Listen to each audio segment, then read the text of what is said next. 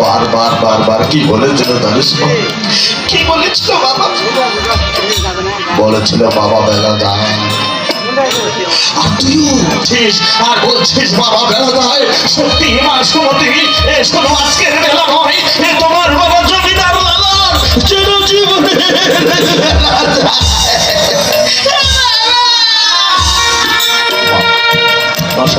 জামাই শুনবে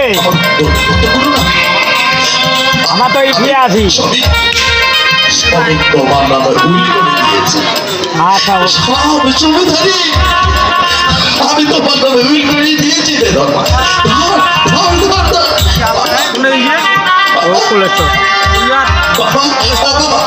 আমি কি তোমার কাছে কিছু চেয়েছি?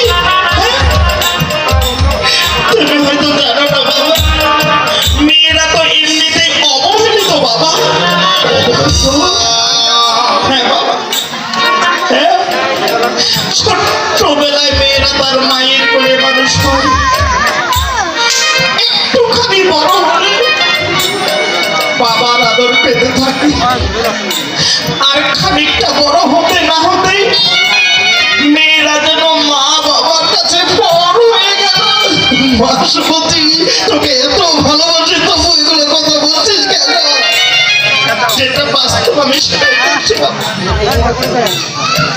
একটু বড় হতে না হতে মেয়েরা যেন মা বাবার কাছে বড় হয়ে গেল।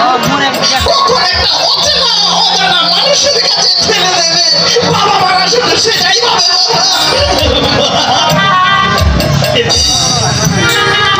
এতে যদি কোনো মেয়ের পছন্দ হয়েছে তাও থাকতে হবে, আর যদি পছন্দ না হয় তবু সেই অজানা অচেনা মানুষটির সাথে সারা জীবন মেয়েদের কাটাতে হয়।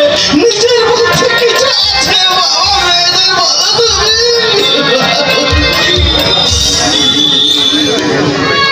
আমি সেটা বলতে চাইনি। আজকের বেলা সত্যি এই সেই বেলা, সত্যি আমার যেন জীবনের বেলা চলে যায়।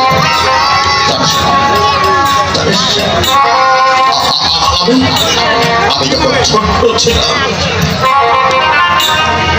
তখন মায়ের কাছে বায়না ধরে যেটাই চাইতাম, মা আমার এত ভালো মানুষ ছিল যে কোনদিন আমায় খালি হাতে ফেরত দিত না।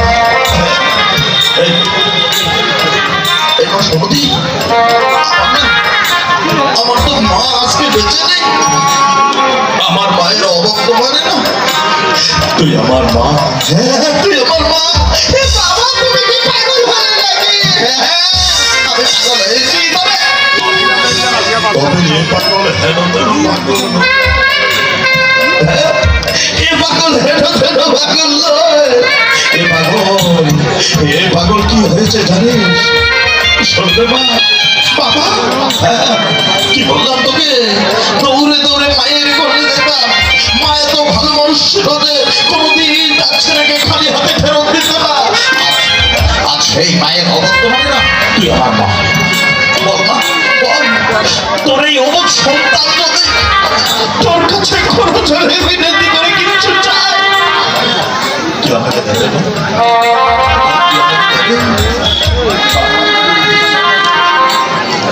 যদি তোমার এই মেয়ের কাছে কিছু থেকে থাকে না তো সবই তোমার জন্য।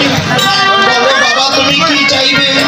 এ মনে প্রাণ আমি উজাড় করে তোমায় দেব। বলে কি চাইবে? হ্যাঁ মা সতী, আমি সেই অবুঝ সন্তান হয়ে মায়ের করে ক্রোছে করতরে বিরোধী করে কি চাচ্ছি জানিস? কি চাচ্ছ বাবা?